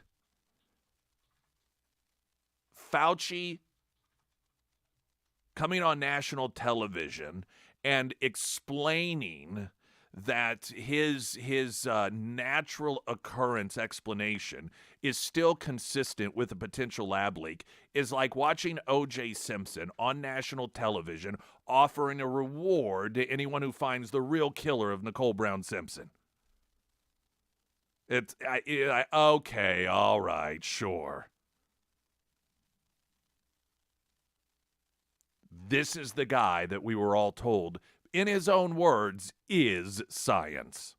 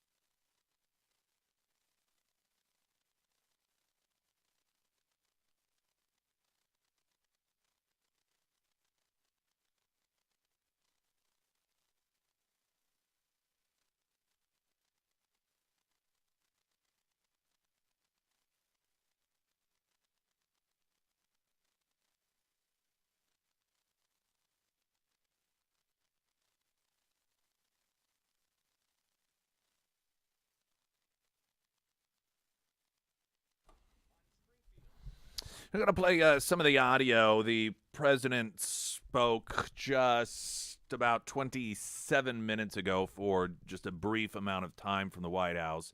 He shuffled his way out in order to make a statement regarding the collapse of the Silicon Valley Bank. I imagine this is just... There have been way too many crises that he has tried to avoid, and I suspect they're like, just get out there and say something. We cannot have you not address this. There's just been way too many. You ignore the border, ignore the spy balloon thing for as long as you could. You know, it's just one thing after another, pretending as if it's not a problem. You've got to get out there, and here's some of what he had to say. And here are the highlights. First, all customers who had deposits in these banks can rest assured. I want to rest assured they'll be protected, and they'll have access to their money as of today. That includes small businesses across the country that bank there and need to make payroll, pay their bills, and stay open for business. No losses will be, and this is an important point, no losses will be borne by the taxpayers. Let me repeat that. No losses will be borne by the taxpayers. Instead, the money will come from the fees that banks pay into the Deposit Insurance Fund. Because of the actions that our regulators have already taken, every American should feel confident that their deposits will be there if and when they need them. Second, the management of these banks will be fired. If the bank is taken over by FDIC, the people running the bank should not work there anymore. Third, investors in the banks will not be protected. They knowingly took a risk, and when the risk didn't pay off, investors lose their money. That's how capitalism works. And fourth, there are important questions of how these banks got into the circumstance in the first place. We must get the full accounting of what happened and why those responsible can be held accountable. In my administration, no one is above the law. And finally, we must reduce the risk of this happening again. During the Obama-Biden administration, we put in place tough requirements on banks like Silicon Valley Bank and Signature Bank, including the Dodd-Frank law to make sure that the crisis we saw in 2008 would not happen again. Unfortunately, the last administration rolled back some of these requirements. Yep. I'm going to ask Trump's Congress fault. and the banking regulators to strengthen the rules for banks to make it less likely this kind of bank failure would happen again, and to protect American jobs and small businesses. Look, the bottom line is this. Americans can rest assured that our banking system is safe. Your deposits are safe. Let me also assure you we will not stop at this. We'll do whatever is needed. On top of all that, let's also take a look at a moment to put the situation in a broader context. We've made strong economic progress in the past 2 years. We've created more than 12 million new jobs, more jobs in 2 years than any president has ever created in a single 4-year term. Unemployment is below 4% for 14 straight months. Take-home pay for workers is going up, especially for lower and middle-income workers. And we've seen record numbers of people apply to start new businesses, more than 10 million of them. More than 10 million applications over the last 2 years starting businesses. Now we need to keep this progress going. That's what swift action that my administration over the past few years is all about. Protecting depositors, protecting the banking system, protecting the economic gains we've made together for the American people. Thank you, God bless you, and may God protect our troops. See you in California. Mr. President, what do you know right now about why this happened? And can you assure Americans that there won't be a ripple effect? All right, and then he shuffled away. Now, a couple of things here. This gaslighting, if you will, which is a term that has become so synonymous with this administration that everyone's take-home pay is going up. Listen, numbers are oftentimes irrelevant. It's the power of the number. If you have a 6% raise, but inflation is 12%, you have a pay cut. That is what has happened to Americans. But, of course, most of us already know this. And then, again, the absurd, we created 12 million jobs, more than any other administration has in their first year. Yeah, when you tell 12 million people you can't come to work, the government is forcing your company to not allow you to come to work, and then you do allow those people to come back to work. It's not really creating a job. You're simply going back to the way it was before. You caused all of those people to lose jobs as a government entity. That is not the creation of jobs. Two of the statements he made that I want to touch on. One, that the people who are responsible for this outcome, though fully acknowledging they don't know what caused the outcome, they will be fired. Also noting that people who lost their investments, they will not be bailed out by the taxpayers because it's a risk, and that's capitalism. That's what you do. It's a risk. I want to just touch on those two things coming up. We've got a traffic update now. I'm Nick Reed.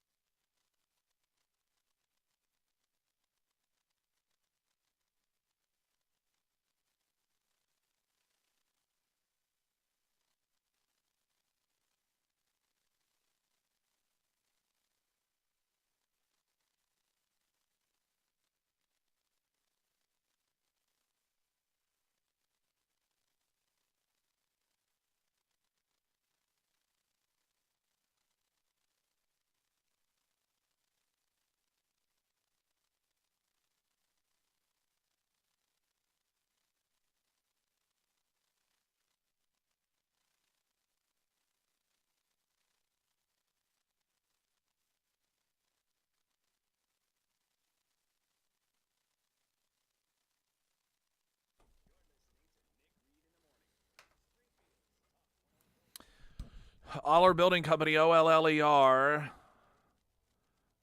Need a new home. Downsizing, upsizing, whatever it may be, but you don't want to do any of the remodeling. You don't like to remodel. You've done that. You want it to be the way you want it from day one. That's where Aller Building Company comes into place. New showroom floor in Ozark. Depending on how decisive you are, anywhere from 2 hours to as much time as you want to take to make that house a home with the color schemes and the texture schemes and the fixtures and all of those things that you would normally find yourself remodeling in a home that you purchase from someone else, but you don't have to do that. You can pick it all out on the showroom floor. Again, they've had people take care of it all within a 2-hour period of time. Then day one, you walk in, your home, brand new. That's the way you want it. It's your dream home. Aller Building Company, OLLER. First alert forecast, sunny, 40 for a high today, clear tonight, 21, 50 tomorrow, 61 on Wednesday, and then afternoon showers on Thursday with a high of 62. President Biden spoke about 37 minutes ago, just for a few moments, took no questions regarding the collapse of Silicon Valley Bank. Now, on one hand, and this is pretty typical, I would say, for the administration. He says they don't know what caused it. They're going to get to the bottom of what caused it, but the people who are managing it are going to be fired, even though at this point they don't know what caused it. What sort of, were there decisions that were made? Was this something that was seen by some but not by others? But nonetheless, you're just going to fire. And there are many who would argue that's what should happen, because regardless, these are the people in charge. However, what an interesting standard for the Biden administration to hold for those who are in charge of Silicon Valley Bank. The standard that if you do not perform in an acceptable manner, you lose your jobs. Would that not be a great standard to see applied to his administration? Would that not be a fantastic standard to apply to Afghanistan's withdrawal of Afghanistan? Which, by the way, last week, a whistleblower within the military said they were told there is a suicide bomber in this crowd, and they were denied the green light to take him out. You may have missed that testimony. I suspect it wasn't carried very heavily by the legacy media outlets. They knew that there was a suicide bomber that was going to attempt to blow up as many people as possible at the airport. They had a description. They identified him in the crowd and asked for permission to take out that suicide bomber, and they were denied that permission. And, of course, we would lose American service persons because of it, and a number of Afghanis lost their lives because of it. No one lost their job. Let's not forget the drone.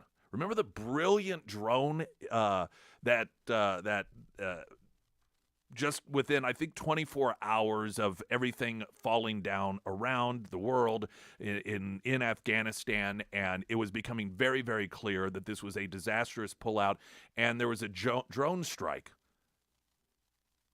And the administration was out there saying, see, we still have the intel. We don't need people on the ground, because we're showing that by taking out this terrorist with this drone strike, that we still have the capabilities to keep things secure there when needed. And it turned out it was like a station wagon filled with kids or volunteers or something. Wouldn't it be great if the Biden administration had the same standard for Silicon Valley Bank, that all of the people in charge, because they failed, they're going to lose their jobs, if that same standard were applied at our border? Or in Ohio, Pete Buttigieg, anyone? Has there been a single thing that guy has done that could be labeled anything other than a failure in response? And I'm not talking about the incidents themselves. He's not to blame for a train derailment, but the embarrassing response as a person who is in his position for all of whether it's airplanes, trains, electric bicycles apparently are even read the story earlier this morning that these battery-operated bicycles, which he seems to love, they're killing people in New York City alone. Over, I think it was a dozen people or 8 people, 12 people that have been killed since 2022. Several hundred injured in fires. This standard that Joe Biden has announced to make sure the American people understand that this sort of failure is unacceptable.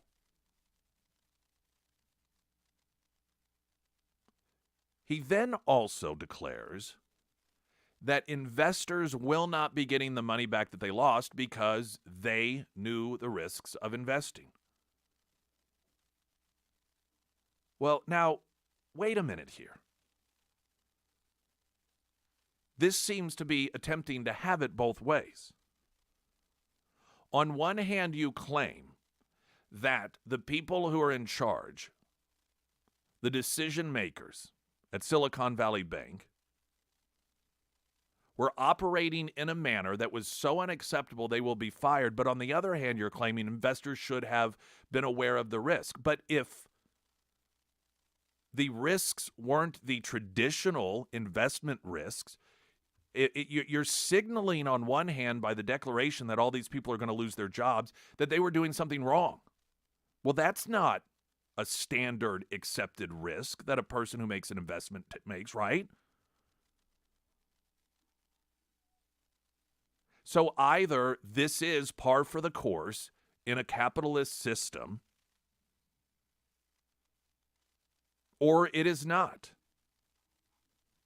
But the messaging here appears to be this is not standard procedure. This is not the normal financial risk that people take when it comes to the folks running the bank, because they're all evidently going to get the boot. But when it comes to the investors themselves, you are supposed to expect this?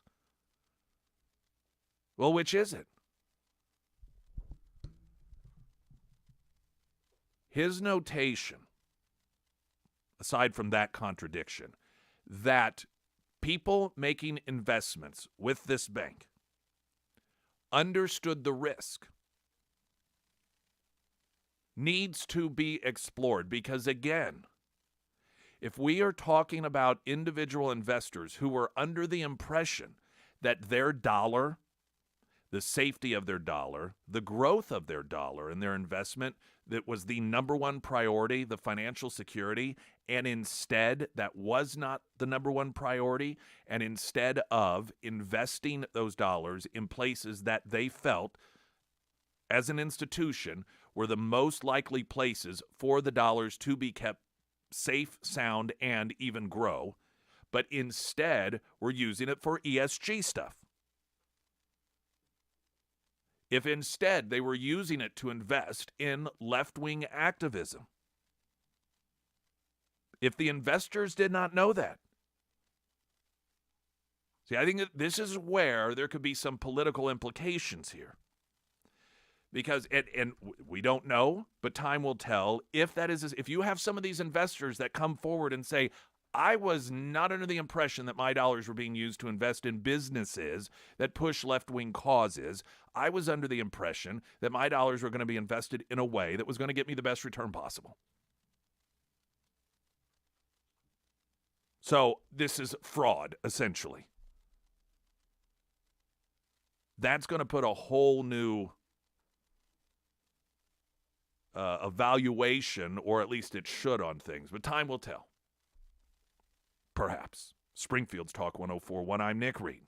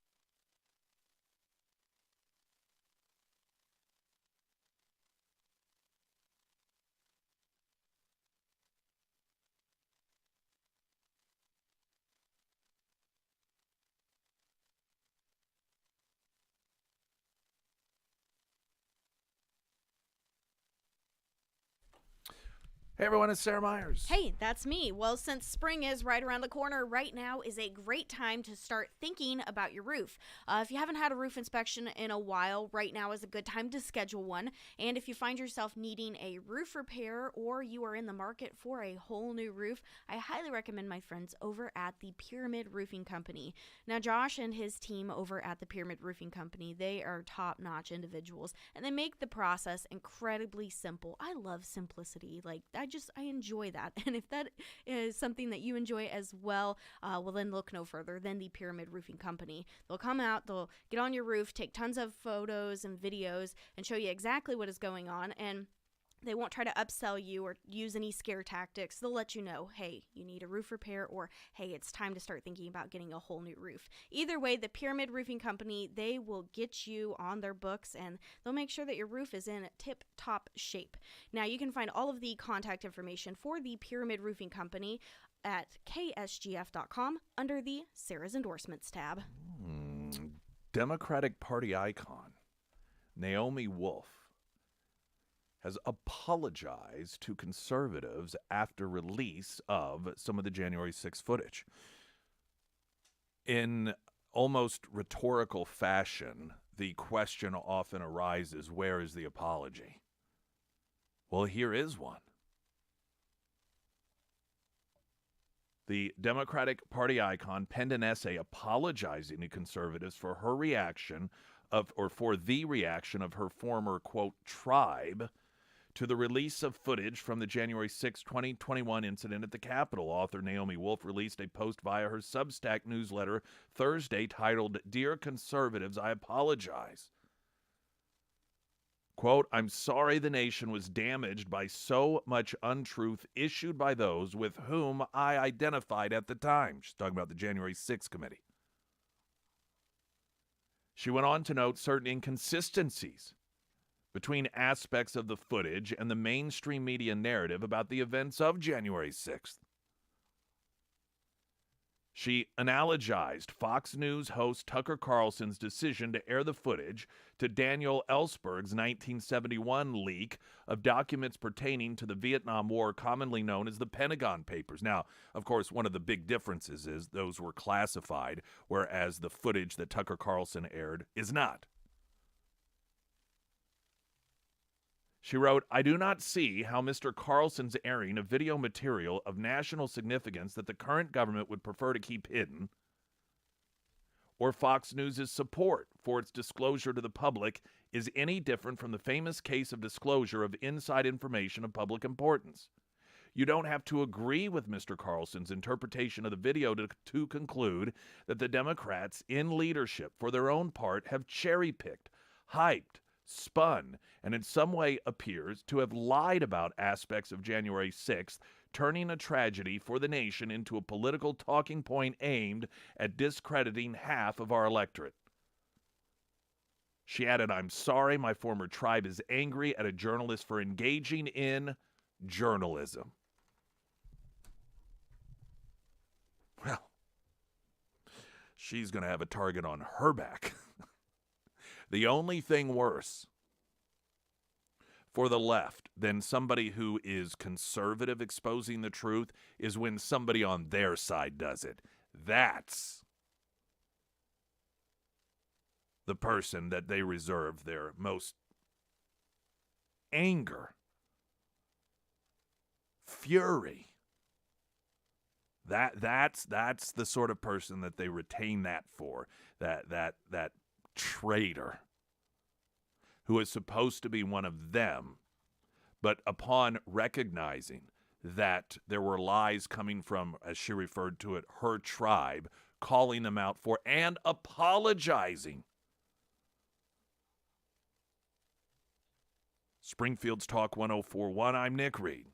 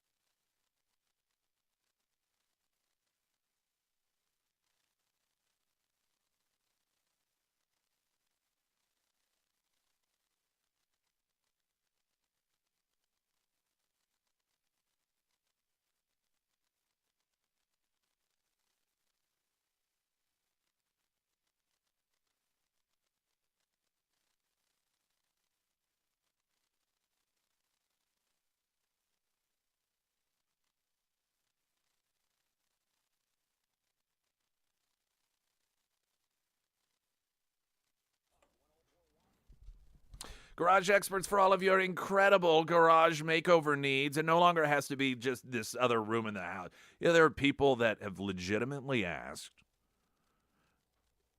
when it comes to square footage, and they're like, does the garage count in the square footage? And the reason sometimes people wonder that is because they don't consider it really part of the house. It's a dusty place. You keep classified documents in your car and whatever else, overflow. It's the attic without having to go up into the attic space. But with garage experts, the customized cabinetry that they do based on your usage and the storage. The epoxy flooring with hundreds and hundreds and hundreds of different colors to choose from. The process of prepping for the application of that transforms your garage into a place that you're going to be proud of. Garage experts, they did it for me. They can do it for you under Nick's endorsements at ksgf.com. And it doesn't even have to be a residential garage. If you have a floor, maybe you're a veterinarian, restaurant, nursing home, whatever it may be, have Shelley come out and talk with you about what it is they can do for you. That's Garage Experts under Nick's endorsements, ksgf.com.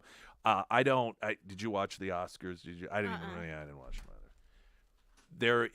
There are two things that I have learned to anticipate the day after an awards ceremony like the Oscars. One, that there's going to be some left-wing speech that's given at some point by somebody, and I think drag shows and whatnot were brought up, which is of no surprise. But the other non-political, consistent thing that occurs after the Oscars, people ticked off at those in the industry that died but did not get recognized as having died. They have the memorial slideshow usually. It'll have their picture and their birth date and their death date, and then everybody applauses. They always leave people out of these things. So evidently this year, Anne Heche was left out. She died in that car accident. Tom Sizemore, he died. I believe it was a brain tumor. Paul Sorvino, I think he just was older. And more, according to Breitbart, missing from the segment. Charles B. Dean, Leslie Jordan, to name a few. And this is the thing that I can't figure out, is how do they always miss people? How do they miss some of these people? I suppose it is my lack of understanding how they gather the names in the first place. Do they just sit around and they're like, oh, yes, we've got to do this. You're in charge of it. And then they just Google celebrities who died this year. Do they sit around like, oh, yeah, what about this person? I mean, some of these aren't unknown individuals. I mean, Tom Sizemore is certainly well-known, and he just died in the last few weeks. Anne Heche, well-known actress, and died in a bizarre instance in which she ran her car into somebody's home. So, you have a number of these individuals that are not the sort of actor or actress you go, oh, yeah, I forgot about that person. Boy, they hadn't done anything in 40 years. I didn't even know that they were still alive. And it's just amazing to me, given that every year they seem to miss people.